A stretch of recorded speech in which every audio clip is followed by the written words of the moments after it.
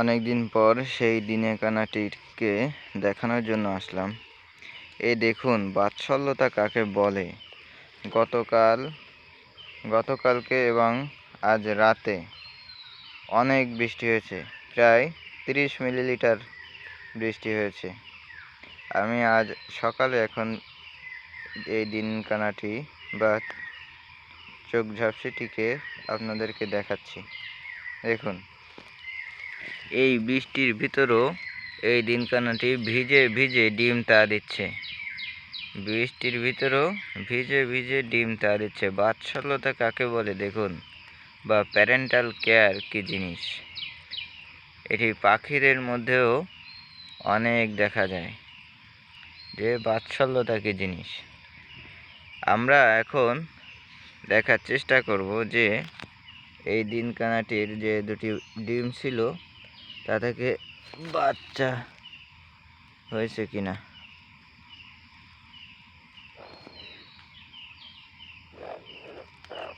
না, একটা ডিম, আর একটা ডিম খেয়ে গেল। একটা ডিম আছে, আপনারা দেখতে পাচ্ছেন, আরেকটি ডিম নেই। আরেকটি ডিম এবার সে ভাঙা অবস্থায় আছে, আপনারা দেখতে পাচ্ছেন। আরেকটি ডিম এই যে এখানে ভাঙা অবস্থায় আছে, এবং ভাঙা অবস্থায় এর ভিতর দেখা যাচ্ছে যে এর ভিতর বাচ্চা তৈরি হয়েছিল। ভাঙা ডিমের ভিতর তাই মনে হচ্ছে যে ভাঙা ডিমের ভিতর বাচ্চা তৈরি হয়েছিল মনে হচ্ছে। কিন্তু এই ডিমটি ভাঙলো কিভাবে?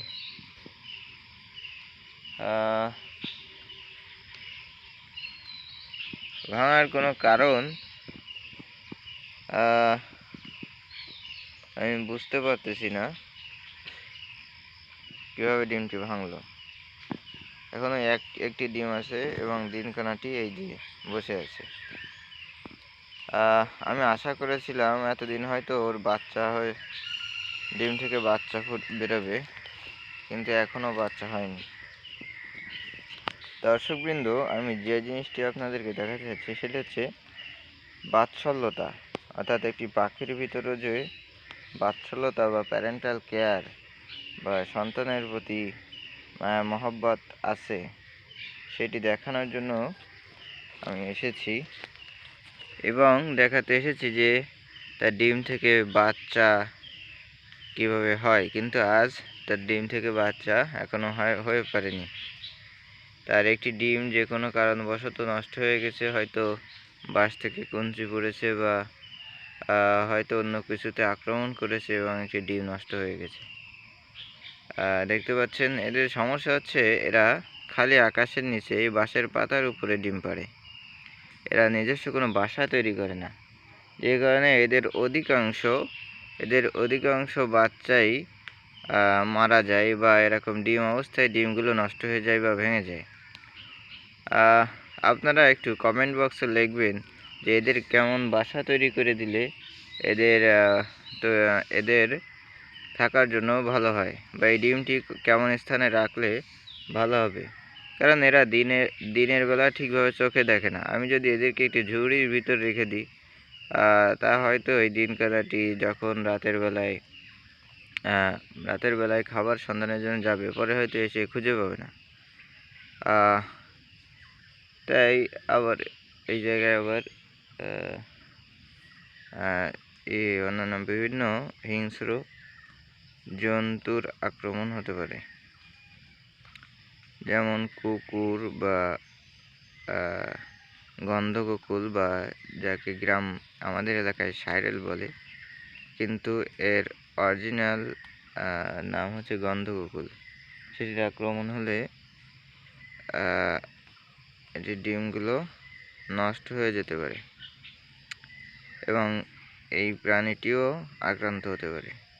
তাই সামগ্রিকভাবে আমরা এই প্রাণীটিকে একটি ঝুঁকিপূর্ণ প্রাণী, বা অর্থাৎ যারা বিলুপ্তির পথে আছে বলে ধরে নিতে পারি। কারণ বর্তমান বাংলাদেশে সকল বন অঞ্চল আস্তে আস্তে উজাড় হয়ে যাচ্ছে। তাই বন অঞ্চল উজাড় হওয়ার সাথে সাথে এদের নিরাপত্তা বিঘ্নিত হচ্ছে, এবং এদের বংশবৃদ্ধিও ব্যাহত হচ্ছে। আপনারা দেখতে পাচ্ছেন 2টি ডিম ছিল, এখন মাত্র 1টি ডিম আছে। তাই এটি আমাদের জন্য উদ্বেগের। এখন কথা হচ্ছে এই প্রাণীটিকে কে আমাদের কি দরকার? এই প্রাণীটিকে আমাদের দরকার কারণ হচ্ছে এরা ইঁদুরের বাচ্চা খায়। বিভিন্ন ইঁদুরের বাচ্চা বা রাতে ছোট ছোট সাপের বাচ্চা সেগুলো এরা খেয়ে থাকে এবং প্রকৃতির ভারসাম্য খাদ্য শৃঙ্খল এরা ঠিক রাখে। খাদ্য শৃঙ্খলের যে কোনো একটি উপাদান বা যে কোনো একটি ধাপ যদি না থাকে তবে পুরো শৃঙ্খলটি ক্ষতিগ্রস্ত হয়। তাই কোনো প্রাণীকেই আমরা অযথা ভাবলে হবে না, বা কোনো প্রাণীকেই মূল্যহীন চিন্তা করলে হবে না। প্রত্যেকটি প্রাণীরই একটি নির্দিষ্ট ভূমিকা রয়েছে আমাদের বাস্তুতন্ত্রে বা প্রত্যেক খাদ্য শৃঙ্খলে। তাই এই প্রাণীটি খুব গুরুত্বপূর্ণ। এই দিনকানা বা চোখঝাপসি বা ইন্ডিয়ান নাইটজারের বাচ্চা আমি এর আগেও দেখেছি, কিন্তু আপনাদের দেখানোর জন্য আমি আজ এসেছিলাম, কিন্তু এখনও বাচ্চা ফোটেনি। ইনশাআল্লাহ 1-2 দিনের ভিতর বাচ্চা ফুটে যাবে, তখন ইনশাআল্লাহ আপনাদেরকে আবার দেখাবো।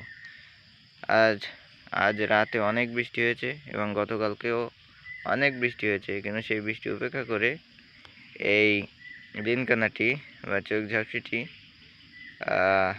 তার ডিমে তা দিয়ে যাচ্ছিল, তাই দেখানোর জন্য আমি এসেছিলাম। যা আবার ডিমের উপর বসে পড়ো, যা ডিমের উপর বয় যা। আচ্ছা